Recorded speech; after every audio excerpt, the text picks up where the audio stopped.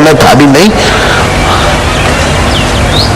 जांच करते करते मनोवैज्ञानिक उस निष्कर्ष पर से पहुंचे कि रामानुजम तू बता, तू इतना महान गणितवेता को भी मात कर रहा, ये सारे गणितवेता तेरे आगे चुप हो गए, आखिर तेरे पास ये कौन सी कुंजी है? रामानुजम कहता है कि मेरे गरीब पिता किसी संत के पास जाते थे और वो संत ने जब मेरे पिताजी मंत्र दीक्षा ली तो मैंने भी प्रार्थना की कि मुझे भी सरस्वती मंत्र दिलाओ, तो मेरी सुषुप्त सरस्वती शक्ति जागृत हो। उस महापुरुष ने मेरे को मंत्र दिया और फिर ध्यान करने की मेरे को कला बताई। ध्यान से मेरा मन एकाग्र है और सवाल देखते देखते मैं फिर वो ध्यान, उस ज्ञान के खजाने में अपने इस प्रश्न को डाल देता हूँ, फटाक से जवाब आ जाता है। विज्ञानियों ने कहा कि जब ये प्रश्न देखता है तो एक टक देखता है और जब उत्तर बोलने को होता है तो उसकी आंख की पुतलियां कुछ ऊपर चली जाती है, वो ज्ञान केंद्र अज्ञा केंद्र में, और जो बोलता है सच्चा। एक बार मिस्टर हार्डी बीमार पड़ा, रामानुजम बीमार पड़ा। हार्डी उसको मिलने को गए अस्पताल में। अस्पताल के कमरे की खिड़की से रामानुजम ने देख लिया हार्डी की गाड़ी के प्लेट नंबर 4, 46, 32 जो भी होते हैं, एक एक नंबर पर एक एक गणित का नमूना उसने बनाया बैठे बैठे अपने कमरे में। बीमार था उस समय की बात। हार्डी जो कमरे में आया तो बातचीत करते करते हार्डी को वो नमूने बताए।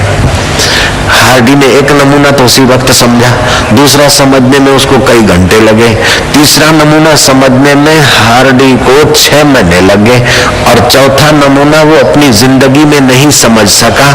उस प्रोफेसर हार्डी ने विल लिखा है कि रामानुजम का बताया हुआ गणित का नमूना सच्चा होगा, मुझे समझ में नहीं आता है, लेकिन मेरे पीछे वाले गणितवेता जरूर प्रयत्न करें, और क्योंकि ये सच्चा होगा रामानुजम का बताया हुआ है। और वो गणित का नमूना 12 वर्षों के बाद सच्चा साबित हुआ। ये है भारत के बच्चों की महिमा। जब से भारत के विद्यार्थी ध्यान भूल गए, जब से भारत के विद्यार्थी गीता की महिमा भूल गए, गुरुवाणी की महिमा भूल गए, रामायण की महिमा भूल गए, तब से विद्यार्थी बेचारे पाश्चात्य अंधे अनुकरण के शिकार बनते गए।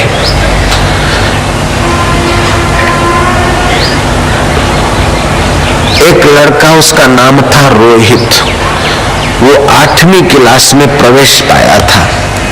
उसका पिता स्वर्गवास हो गया, गरीब बेटा था। पिता मजदूरी का धंधा करता था, बैलगाड़ी, एक बैल और एक गाड़ी, उसमें सामान लेकर किसी को पहुंचाना। उसको छकड़ा बोलते हैं, गुजरात में एका बोलते हैं। अब वो पिताजी चले गए, घर के पालन का अपने कंधों पर जब आ गई जिम्मेदारी, वो एक दिन लड़का छकड़े में नमक भर के जा रहा है। जोरों से आंधी तूफान को लिए हुए बरसात आई, मूसलाधार बरसात चालू हुई, कच्चे रास्ते थे और बैलगाड़ी धंस गई। खूब बरसात पड़ी, बिजली चमकी, मेघ गरजा और बैल भाग गया, चौंका। बरसात की मूसलाधार ने नमक को भी बहा दिया। फिर भी वो लड़का, अपने स्कूल में एक संत के वचन मिले थे कि कैसी भी परिस्थिति आ जाए अपने दिल को तुम गमगीन मत करना, दुख की अंधेरी रातों में दिल को न बेकरार कर, सुबह जरूर आएगी, सुबह का इंतजार कर। गम की अंधेरी रात में, गम की विघ्न बाधाओं की, दुख की अंधेरी रात में दिल को न बेकरार कर, सुबह जरूर आएगा, सुबह का इंतजार कर। जो मूर्ख विद्यार्थी होते हैं, जो कायर विद्यार्थी होते हैं, जो कमजोर विद्यार्थी होते हैं बेटा, वे ही सोचते हैं कि मैं नापास हो गया तो मुंह क्या दिखाऊं, आत्महत्या कर लूं। आत्महत्या कायरता की पराकाष्ठा है, चाहे कुछ भी हो जाए, आत्महत्या का विचार करना भी महापाप है। ऐसा ऐसा उसने सत्संग में सुना था।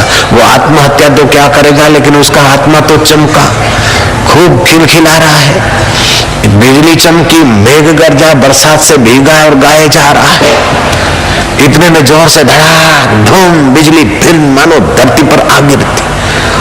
और रोहित कहता है कि ए बिजली तू किसे चौंकाती है, ए मेघ तू किसे डराता है? मैं बैल नहीं के भाग जाऊं और मैं छकड़ा नहीं के धस जाऊं और मैं निमक नहीं के बह जाऊं, मैं तो काले मत्थे का बंदा हूं। तेरी चमक में अपने आत्म चमक को जगाऊंगा, तेरी गर्जना में अपने सोहम की गर्जना को जगाऊंगा, बैल खोज लाऊंगा, मंजिल को पाऊंगा। हरि ओम मां, हरि ओम मां, हरि ओम। हिम्मत, आत्मबल। पापी डरे, हिंसक डरे, समाज का शोषक डरे, जो समाज की सेवा करता है, दूसरों की भलाई चाहता है, वो काहे को डरेगा? हरि ओम मां, हरि ओम। उसे फिर वो भजन याद आया गुरु का। कदम अपने आगे बढ़ाता चला जा, कदम अपने आगे बढ़ाता, कदम अपने आगे बढ़ाता चला जा। तेरे मार्ग में वीर कांटे बड़े हों, लिए तीर हाथों में वैरी खड़े हों। बहादुर सबको हटाता चला जा, बहादुर सबको हटाता चला जा। कदम अपने आगे बढ़ाता चला जा। तू है आर्यवंशी ऋषि कुल का बालक, तू है आर्यवंशी ऋषि, तू है आर्यवंशी गुरुकुल का बालक। प्रतापी यशस्वी सदा दीन पालक। बोलो, तुसी नहीं गाते क्या? अच्छा नहीं लगता सी के? गाओगे नहीं गाओगे? गाएंगे, पक्की बात। रखो मुझ पे हाथ, चिंता न करो, आएगी देर सवेर उगेगी, फिक्र न करो। ओ भारत की कन्या, तुझे शाबाश है, धन्यवाद है। ओ गार्गी महिला राजा जनक के दरबार में गई। बड़े बड़े पंडितों ने देखा कि ये स्त्री इस रूप में कैसे आ गई, बिना बोला है पंडितों की सभा में। तो पंडितों ने मत्था नीचे किया, नाक सकोड़ा, भवें चढ़ा दी, मुंह घुमा दिया। ओ पंडितों, मुंह क्यों घुमाते? बोले तू अबला आई इस राज दरबार में। गार्गी ने अपनी मूंछ पर हाथ रखा। मैं अबला नहीं, अबला तो तुम हो। तुम्हारा अल्लाह या तुम्हारा रब या भगवान, कोई आकाश पाताल में मेरा भगवान सोहम स्वरूप मेरा आत्मा परमात्मा मेरे साथ है। मैं अबला नहीं हूं, मैं सबला हूं। ऐसे करके मूंछ पे हाथ रखा। अपने को दुर्बल मानना, लाचार मानना, हाय रे मैं क्या करूंगी तो नपास हो जाऊंगी। अरे क्या रोती धोती है। वो गार्गी ने जनक के दरबार में मुझ पे हाथ रखा था। वो स्त्री ने मुझ पे हाथ रखा, लड़की ने मुझ पे हाथ रखा। तुम तो लड़के हो, चिंता न करो, आज नहीं तो कल उगेगी, घर की खेती है यार।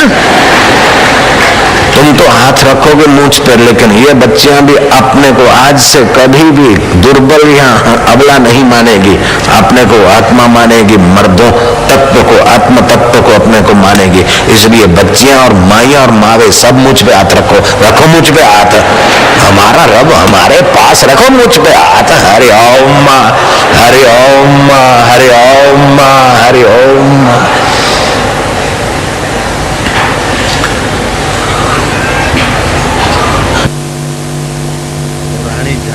युद्ध के मैदान में